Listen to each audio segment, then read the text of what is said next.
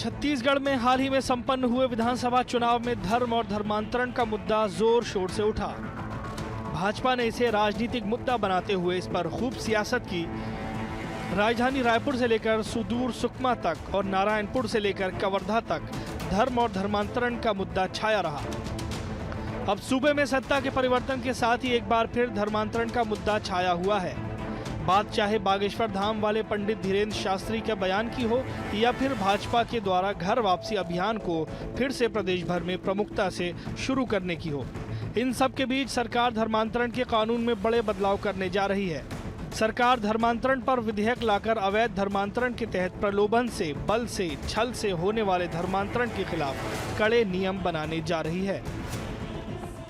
एक इसके पीछे बड़ा उद्देश्य है कि बहुत सारी ऐसी शक्तियां जो विदेशी धन के आधार पर छत्तीसगढ़ की डेमोग्राफी को, छत्तीसगढ़ की इकोलॉजी को बर्बाद करने की कोशिश कर रही हैं और लोभ लालच के माध्यम से बिना शासन को सूचना दिए धर्म परिवर्तन करवा लेते हैं और उसके कारण विवाद पैदा होता है, उसके कारण समाज में विद्वेष पैदा होता है। उसको रोकने के लिए कि लीगल रूप से धर्मांतरण हो सकता है, जो भी इनलीगल धर्मांतरण करेगा उसको कठोर से कठोर सजा दी जाएगी। धर्मांतरण रुके या ना रुके, लेकिन सरकार का तो दायित्व तो है कि कहीं की डेमोग्राफी किन्हीं हरकतों के कारण न बदले और नापाक हरकतें रोकनी चाहिए। भोले भाले लोगों का बेवकूफ नहीं बनाना चाहिए और इसलिए एक अच्छे कानून की जरूरत तो है छत्तीसगढ़ में। जिस धर्म और धर्मांतरण के विषय पर प्रदेश में सियासत गरमा रही है, उस पर सरकार के बड़े निर्णय पर सियासत ना हो, ऐसा हो ही नहीं सकता।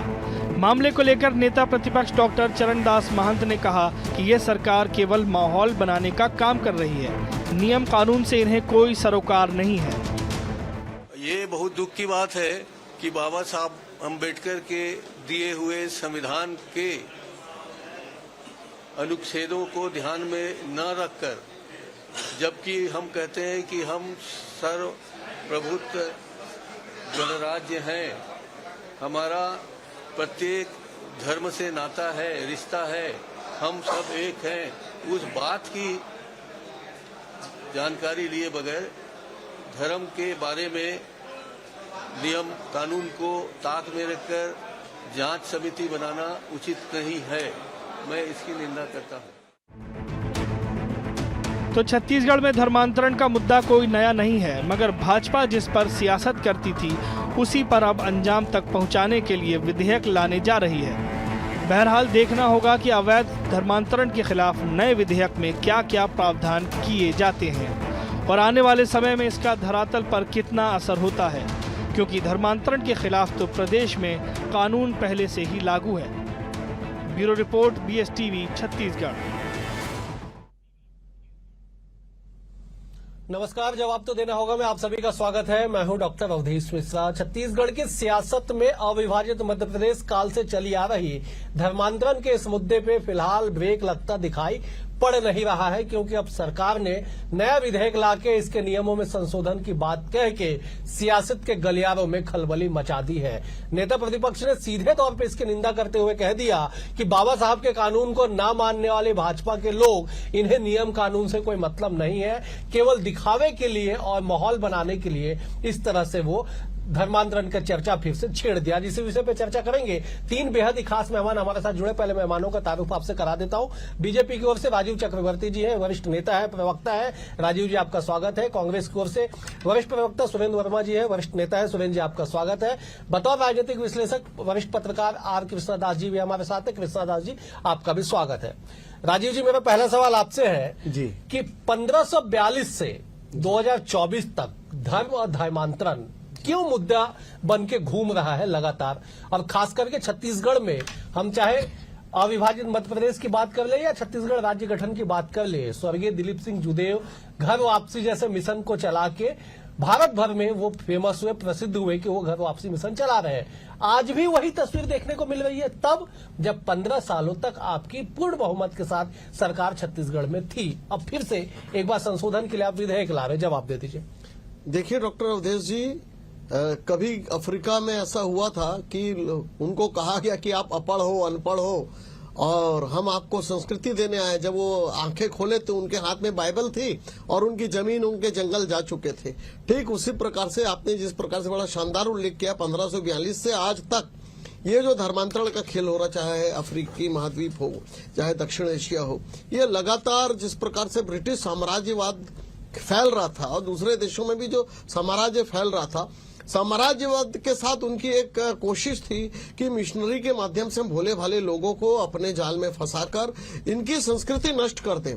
जब और इसका एक आपके सामने उदाहरण है कि उत्तर पूर्व जो हमारे जो 7 राज्य है, जिसे हम नॉर्थ ईस्ट कहते हैं, 7 हिल सिस्टर कहते हैं, वहां पर लाल डेंगा रोज भारत माँ के जो हमारा राष्ट्र झंडा उसे जलाया करते थे और कहते थे कि हमारी संस्कृति अलग है, आप लोग भारत की संस्कृति के, हम क्रिश्चियन संस्कृति के, हमको देश से अलग कर दिया जाए। और वो उल्फा अल्फा से लेकर बोडो तमाम जो उग्रवादी संगठन, उनकी एक ही मांग थी कि हमको भारत से अलग कर दो। वो लंबी लड़ाई चली और वो लड़ाई आज भी चल रही है और आगे भी होगी। अभी हम कानून के रूप में एक अस्त्र का इस्तेमाल कर रहे हैं, लेकिन इसका कानून बनाने से जो पिछला कानून था 1967 का, उस कानून में बहुत सारे लचीलापन था जिसमें ये साबित नहीं हो सकता था कि धर्म परिवर्तन हुआ है। और डॉक्टर साहब आपको एक बात और बता दूं, इसमें जो कंडिकाएं हैं कि आपका धर्म क्या है, तो धर्म वो पूर्ववर्ती धर्म लेते हैं आरक्षण के नाम से, तो उसे पकड़ा नहीं जा सकता है। और इस प्रकार से विश्वमन कर रहे हैं कि बस्तर में आपने देखा कि किस प्रकार से एक जो वर्ग संघर्ष फैला, वो वर्ग संघर्ष का कारण था धर्मांतरण। कानून व्यवस्था की स्थिति खराब हो गई, तो भारतीय जनता पार्टी की सरकार आई है, वो निश्चित रूप से इसको इस अस्त्र का प्रयोग करेगी और धर्मांतरण पर रोक लगाएगी। ठीक है, चले मैं एक बार जवाब ले लेता हूँ। सुरेंद्र जी, कानून व्यवस्था की स्थिति खराब हो गई थी छत्तीसगढ़ में पिछले 5 साल में धर्मांतरण के नाम पे। कवर्धा का कांड, नारायणपुर का कांड, सुकमा में पत्र लिखना, सुकमा के एसपी के द्वारा सरकार को पत्र लिखना, नारायणपुर के एसपी का सर फोड़ देना, तमाम तरह की गतिविधियां, घटनाएं छत्तीसगढ़ की जनता के सामने है।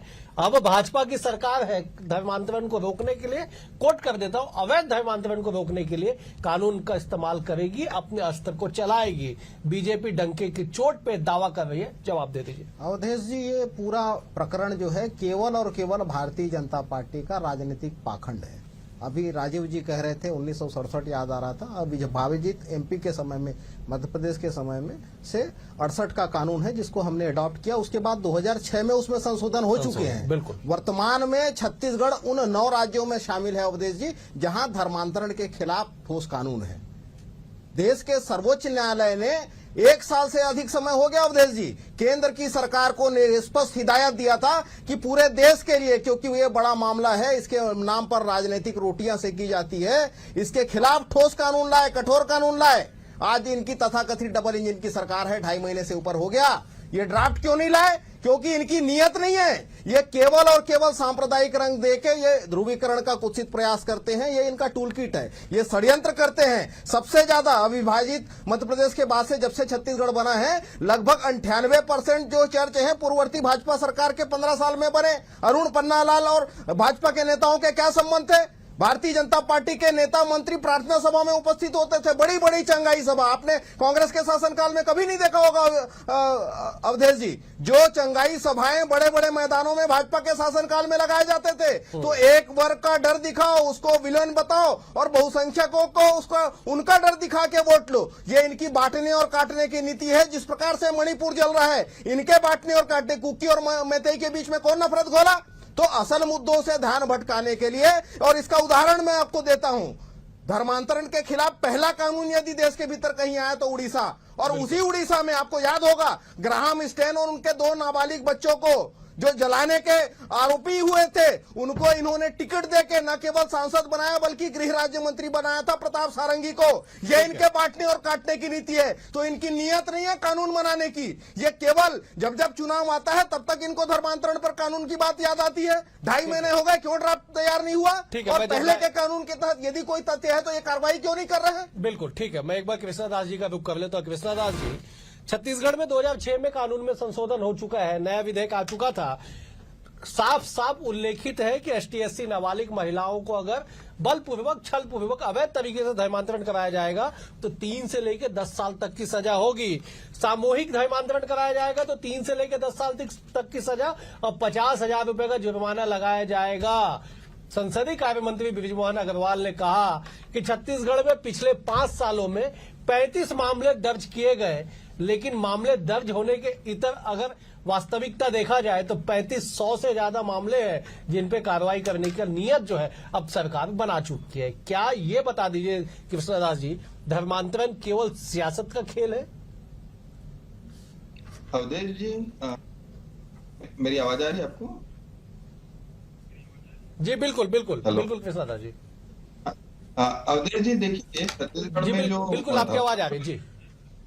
धर्मांतरण का जो मुद्दा है वो अभी से नहीं खुला है, ऐतिहासिक पृष्ठभूमि। जब 1936 में सबसे पहले जो रायगढ़ के राजा राजा चक्र, उनने ये कानून लाया था 1936 को, रायगढ़ कन्वर्शन एक्ट 1936 कहा जाता था। तो आप समझ लीजिए 36 से ये मुद्दा कितना व्यापक है।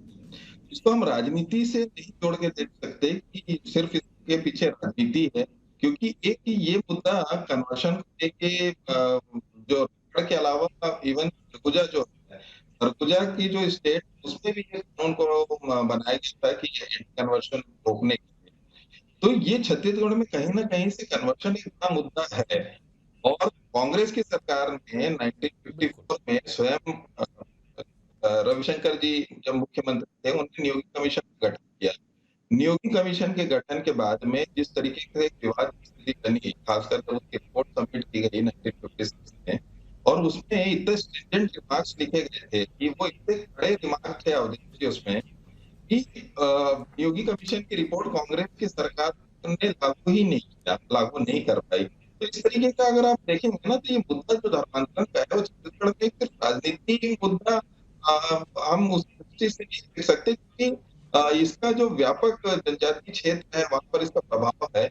और सबसे बड़ा मुद्दा यही है कि आखिर कन्वर्शन क्यों किया जाता है, ये सबसे अहम मुद्दा है। अगर ये विषय किसी राजनीतिक दल ने उत्तर देने की स्थिति में आ गई तो मुझे लगता है कि विवाद की स्थिति बनेगी नहीं। तो कन्वर्शन छत्तीसगढ़ में बड़ा मुद्दा शुरू से रहा है।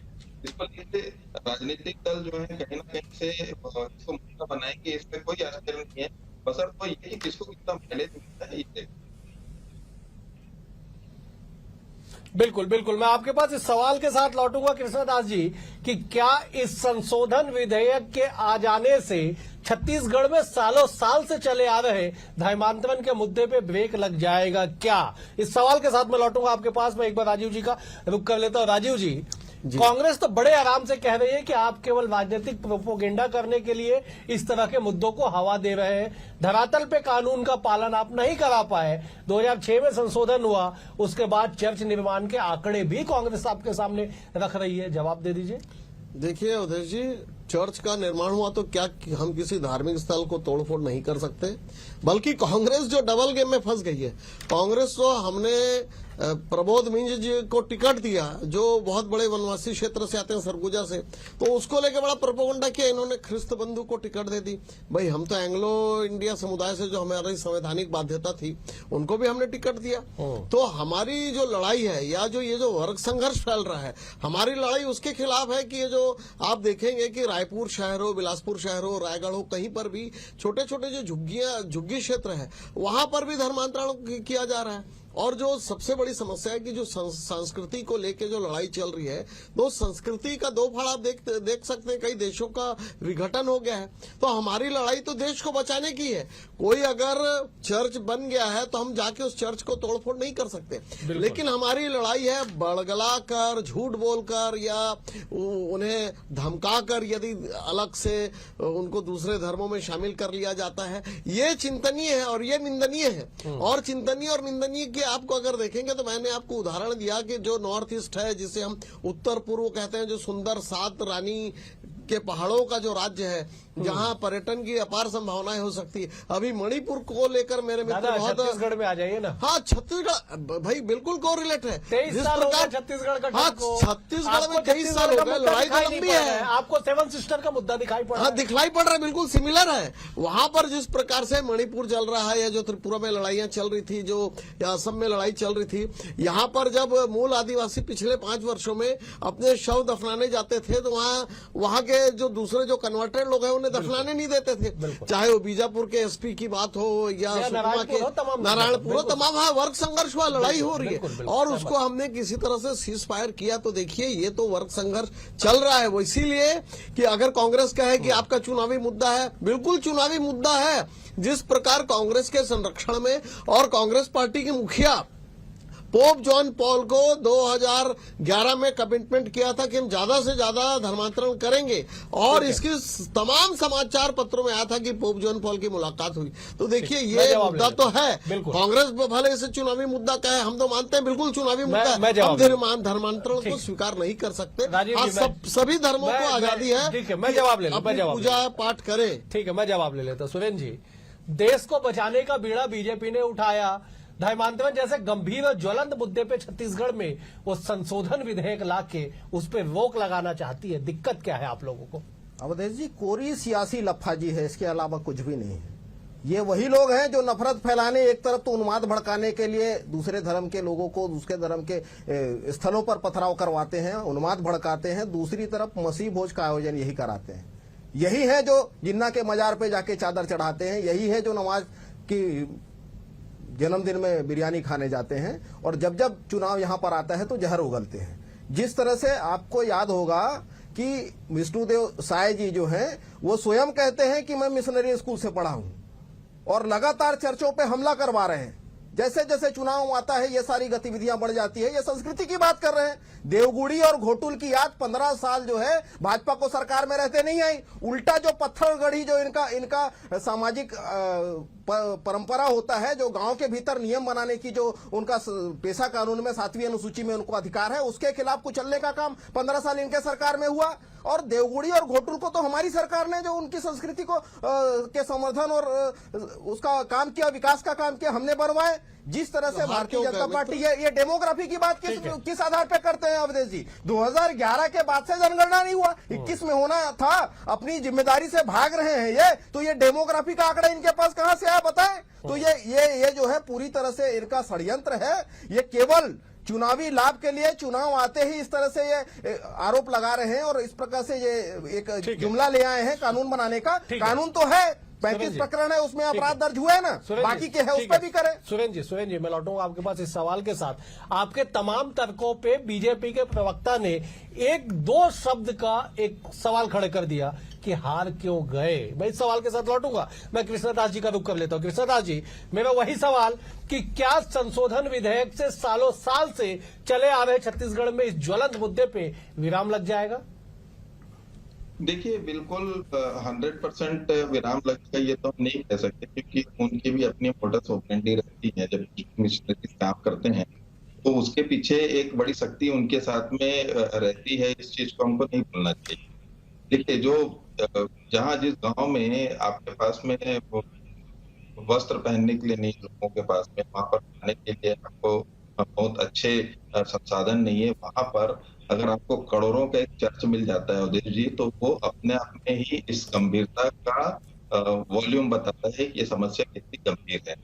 आप देखिए, उन क्षेत्रों में जो चर्च का निर्माण हुआ है वहां पर सड़कें नहीं है ठीक से, लेकिन जो चर्च है वो चर्च ऐसे आर्किटेक्चरल उसके वैल्यूज हैं या वो इतने मल्टी क्रोर्स बने पे हैं कि आप उसकी कल्पना कर सकती है इस एजेंडे के साथ में मिशनरीज काम करती हैं। तो एकदम हम ये सीधे निष्कर्ष पर निकलना है कि कोई कानून बनाने से बिल्कुल 100% उसका सोल्यूशन होगा, ये गलत कहना है। लेकिन हाँ, जरूर इस पे एक बड़ा दबाव बनेगा और भारतीय जनता पार्टी की चूंकि सरकार है, आइडियोलॉजिकली भारतीय जनता पार्टी के साथ में ये विषय शुरू से जुड़ा हुआ है। जनजाति संरक्षण उनके लिए एक बड़ा विषय है। जो विचार परिवार है भारतीय जनता पार्टी के, वो इस मुद्दे पे लगातार काम कर रहे हैं। तो आदिवासी जो समाज है वही क्रिश्चियनिटी का सबसे बड़ा अभी टारगेट है। और आप देख रहे हैं अवधेश जी कि ये कहीं ना कहीं से एक छत्तीसगढ़ में किस प्रोपोर्शन में ये गंभीर हुआ है ये मुद्दा। तो जैसे राजीव जी ने कहा ना कि ये एक की भी स्थिति बनती है कि आप देखिए कि नारायणपुर में जो घटना हुई या बस्तर के और दूसरे प्रांतों में हुई, तो ये घटनाएं भी होंगी कि जो एक बड़ा वर्ग है जो हिंदुत्व को समर्पित है या जो वो क्रिश्चियंस को फॉलो नहीं करता क्रिश्चियनिटी को, तो उनके साथ में क्लैश की स्थिति हमेशा बने रहेगी। तो मुझे लगता है जब आप एक कानून लेके आएंगे तो एक प्रकार से कहीं ना कहीं से उस पर दबाव बनेगा और एक दबाव जो है मिशन के ऊपर में या मिशनरी के ऊपर में रहेगा, ये तो तय है।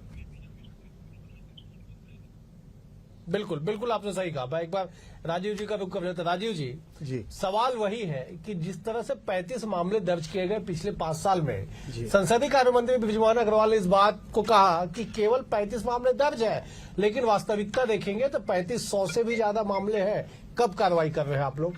क्या नए संशोधन के बाद ही कार्रवाई करेंगे? नहीं, देखिए, जो बीती ताही बिसार दे आगे की सुध ले वाली कहावत है। जो बीत गया अब उसकी जांच तो होगी, लेकिन हमें मालूम है उसे ढक दिया गया है और लिपाई पुताई कर दी गई है। लेकिन इससे नए कानून बनाने से एक संदेश जाएगा कि अब छत्तीसगढ़ में धर्मांतरण का खेल नहीं चलेगा। डराकर, धमकाकर, फुसलाकर कोई भी तरीके से ये जो इस प्रकार से करते हैं और संस्कृति का विरोध करते हैं, सनातन संस्कृति का, उससे जो वर्गभेद होता है, मैं आपको बताऊं कि ये तो केवल जंगल की बात नहीं है, वनांचल क्षेत्र की बात नहीं है। शहरों में छोटे छोटे मोहल्लों में जो झुग्गी क्षेत्र है वहां पर भी खेल शुरू हो गया। राजीव जी, और एक लाइन में ऐड कर देता हूं। आपने शहरों का जिक्र किया साहब, मैं आपको राजधानी का उदाहरण बता देता हूं। आप 5 साल तक विपक्ष की सियासत में थे, इस मुद्दे पे गंभीरता से आप लोग लड़ाई लड़ रहे थे, सरकार पे हमलावर थे। राजधानी रायपुर के पुरानी बस्ती थाने के भीतर क्या हुआ जनता ने देखा। उसके बाद सरकार ने कितनी सख्ती बरती कि तत्काल टीआई से लेके एसपी तक को हटा दिया गया। वो तमाम तस्वीरें सबके सामने हैं। आप जंगल और अन्य शहरों का तो जिक्र छोड़ दीजिए, राजधानी का ये हाल है। हाँ बिल्कुल। तो इस कानून के बनने से निश्चित रूप से जो आज विषय है, जेरे मुद्दा है कि कानून बनाने से क्या होगा, तो जवाब तो देना होगा। जवाब यही है कि इस कानून बनने से जो लोग खुलेआम ये जो धर्मांतरण का खेल खेलते हैं वो अब नहीं चलेगा।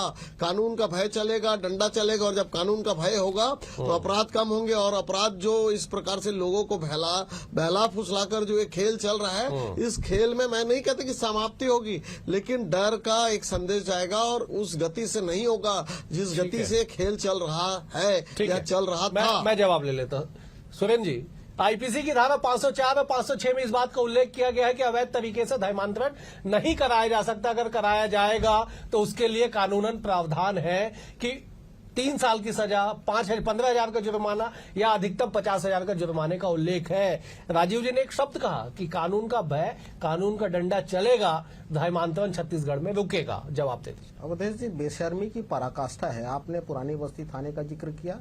आईपीसी की धारा से ज्यादा महत्वपूर्ण संविधान है जिसमें इस बात का उल्लेख है, धार्मिक स्वतंत्रता का अधिकार है। किसी के जबरिया धर्मांतरण करवाना जो है वो संविधान के भी खिलाफ है। बिल्कुल सर। आपने पुरानी बस्ती थाने का मामला उठाया, उसमें जांच के बाद यह प्रमाणित हुआ कि जिसको इन्होंने पादरी बताया वो भी उसी जाति का है, ओबीसी के, वो एक जाति विशेष का नाम नहीं लेना चाहूंगा, और जिसको धर्मांतरित बताया वो भी, और जिन्होंने दंगा फैलाया, वहां पर मारपीट तोड़फोड़ किया, वो भाजपा के गुंडे निकले। तो इनका असल चरित्र यही है, मूल मुद्दों से ध्यान भटकाने। वन अधिकार अधिनियम में मोदी सरकार ने संशोधन कर दिया, आदिवासियों को उपेक्षित किया, जिस प्रकार से कमर्शियल माइनिंग शुरू की, जिस तरह से शिक्षा का बजट हमारे बजट में अभी 19% पिछले बजट में था, 14%, 4% की कटौती की, उन मुद्दों से ध्यान भटकाने के लिए ये इस तरह से लप्पाजी इस तरह से जुमले करते हैं। 3500 मामले किस आधार पर कह रहे हैं प्रदेश के मंत्री?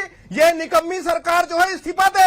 यदि ये कहते हैं कि केवल 35 एफआईआर दर्ज हुए और 3500 मामले हैं तो उसको प्रमाणित करें, अन्य कार्रवाई करें, अन्यथा इस्तीफा दे। ऐसे लफाजी नहीं चलेगी। मुझे समाप्त करना पड़ेगा। मैं 10 सेकंड के लिए कृष्णदास जी के पास जाऊंगा। कृष्णदास जी, 10 सेकंड में आपका जवाब। क्या यह मुद्दा केवल धर्मांतरण का मुद्दा केवल सियासत का रहेगा या धरातल पे वास्तविक में तस्वीरें बदलेगी? 10 सेकंड में आपका जवाब चाहूंगा। अवधेश जी, इसको धरातल पर लाना पड़ेगा भारतीय जनता पार्टी को, क्योंकि ये विचार परिवार से जुड़ा मुद्दा है। इसलिए उन पर कुछ कार्रवाई भाजपा को करनी ही पड़ेगी सरकार। बिल्कुल सही, बिल्कुल सही, बिल्कुल आपने सही कहा कि इसे न केवल कागजों में बल्कि धरातल पर उतारना पड़ेगा। और जिस डेमोग्राफी बिगाड़ने की बात कही जा रही है, जिस तरह से वर्ग विभेद की बात कही जा रही है, उस पर भी लगाम लगाना पड़ेगा, चाहे वो जैसा भी लगाना पड़े। बीजेपी की सरकार नए विधेयक लाके कानून में कुछ बदलाव करने जा रही है। क्या कुछ इसका ड्राफ्ट होगा, क्या कुछ इसके संशोधन में नियम होंगे, तो वक्त तय करेगा। फिलहाल इतना तो है कि इस विषय पर सियासत जो है थमने का नाम नहीं ले रही। आप तीनों मेहमानों का बेहद शुक्रिया। राजीव जी आपका शुक्रिया, सुरेंद्र जी आपका शुक्रिया, कृष्णदास जी आपका भी शुक्रिया। कल एक और विषय के साथ आपसे होगी मुलाकात। तब तक के लिए नमस्कार।